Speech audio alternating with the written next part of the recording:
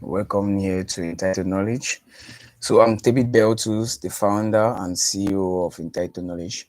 So this video consists of how you can possibly make money as a blogger. So here I will be giving you the various tips. Number one, how to begin as a blogger. That is how to start a blog post. Number two, a post article. And number three, how you can possibly monetize as a blogger. So, how do you make money as a blogger? It is true that there are several ways on how to make money online. You have there's YouTube.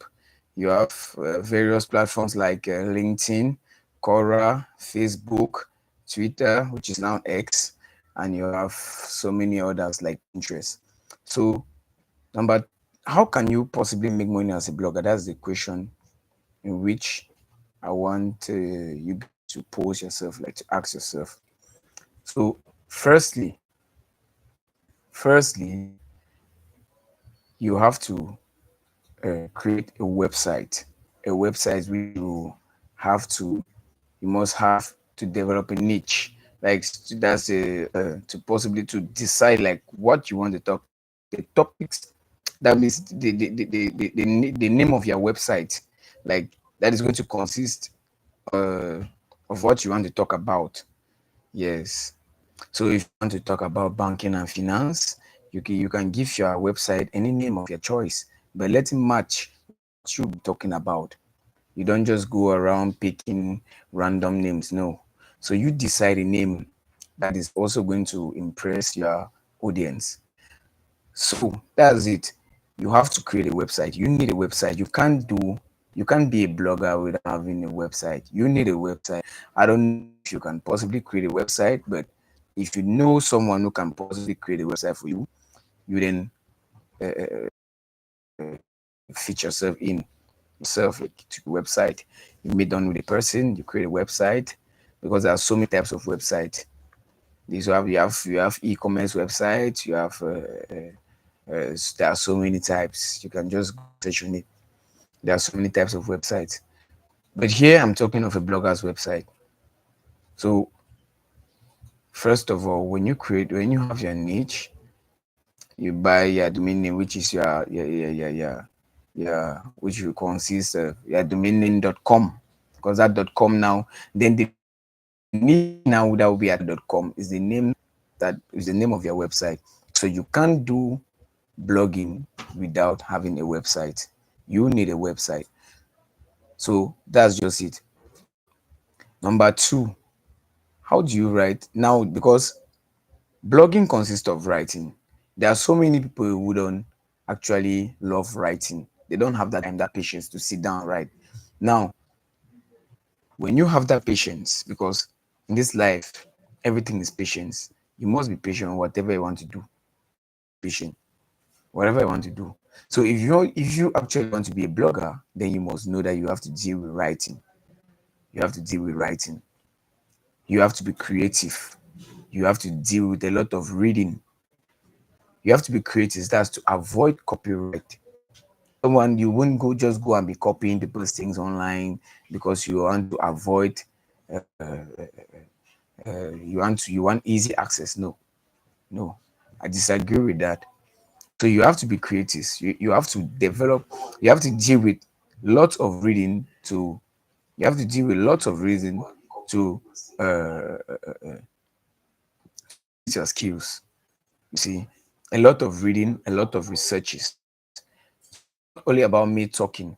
You how to become a blogger, and then you find someone that can create a website for you. If you cannot possibly do it, or if you can't do it, it's very, very necessary for you to always carry on your own research. You don't just base on everything that they tell you. So that's it. You have to deal with writing. So, and you have to, when deciding on, when you're creating your niche, or when you're deciding on what you want to be talking on, like if you want to talk about painting, you should know if maybe you are the audience you are targeting who actually love painting. You see, your audience matters. Your audience matters, and you should give what is going to please your audience. You don't just go about talking on anything. You give what is going to please your audience. So your target audience matters. If you are talking on painting, you give what you know, and and you have to talk on what is going to draw that is going to draw more traffic to your website. You don't just go about picking any type of topic, because nowadays we talk on what is going to please the audience. You give what exactly it is. You don't just go about talking. For instance, nowadays you search on, that's why I made mention of, you carry on your own research. You carry on your own research. So you have to carry, what you do is, uh, you go online, you search on the various topics that are mostly research. And then in this nowadays, you are just full of digital. Maybe what we studied back then in school is not actually what we find ourselves doing. We might grow up being in school, or we might study other aspects in school, then finish now. We discover that now we are in another milieu, in another so we have to adapt with what we are seeing. You have to adapt, because blogging is about adapting, it's about creating, it's about focusing. Yes, blogging is about focusing. You target your audience, but what will my audience like? If you are targeting your audience maybe in USA, you know that USA, maybe there are people that love things like technology, science and technology. I mean, you start developing skills like, what can you possibly talk on science and technology? Now, like this, we know that we are involved with we cannot do without finances. We cannot do without banking and finance. We cannot do without credit unions. So you possibly say, I generalize it all as fintech. You see now. So you can't do without it. I'm just giving you some brief examples, like what you can be talking on. What you can be talking on. For me, that's my own. You might have your own, but the problem is, the problem is, will your audience like it? Will your audience actually like what you do? Because whatever you're doing, you have to consider your audience. Your audience have to come first in mind, because you're actually not, they are not doing, you can actually do what you want or what you love, yes, but you have to make sure your audience love it as well. Yes. So how do you write a blog post now? Your blog post now, after you must have created your website, you are now a blogger, you are now a beginner. Yes. How do you write a blog post? You first of all research on. There's what they call SEO, search engine optimization. You have to carry on. If you have a topic, like a topic you want to talk on, you have to carry out a research on that topic. That's what they call and that's where SEO comes in now. Meanwhile, I will advise you to do more researching, because SEO is another broad topic where you have to really read on, because you don't just go about writing on any topic like what is this. You might write, you might be writing on a topic that doesn't have a search volume. You must consider your search volume. You must consider your click through sorry, you must consider your cost per click, that's your CPC, even though that doesn't matter, but your search volume, and then the search difficulty as well. As a beginner, your search difficulty must not be at most 29. Yes, because as a beginner, it cannot exceed 29, because once it exceeds 29, there's a high chance for you to rank, mm, to rank online on Google.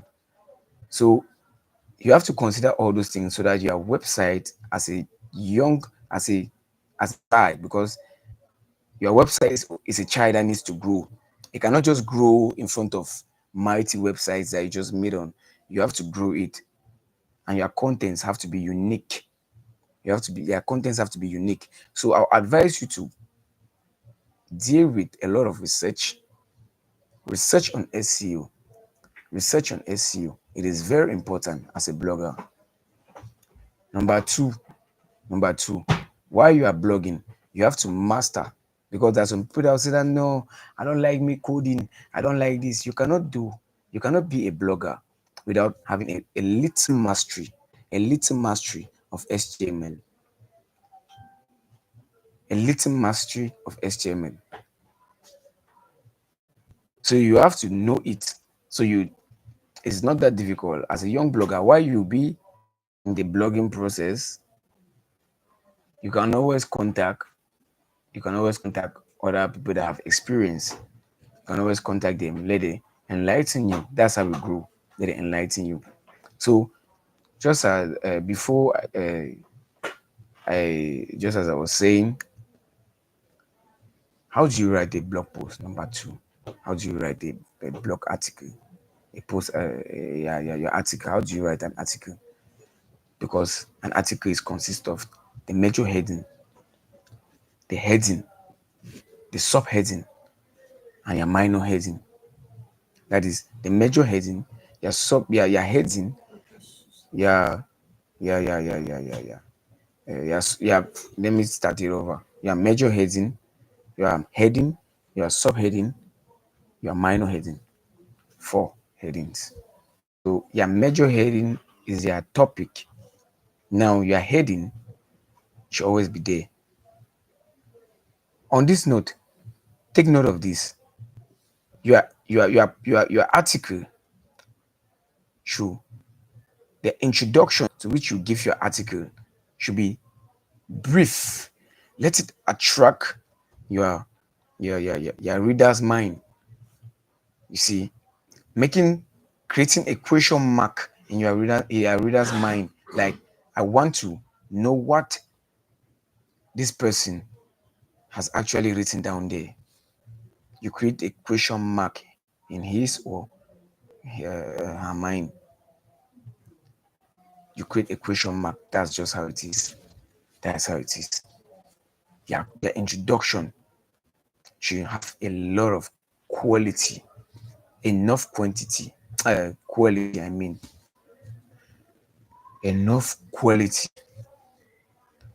Then after introduction, you give it a heading. You continue. You write their contents, and then as a young blogger, let it be. Yeah. It should not be less than. I always say some people will say 4 minutes. 4 minutes rest. Rate.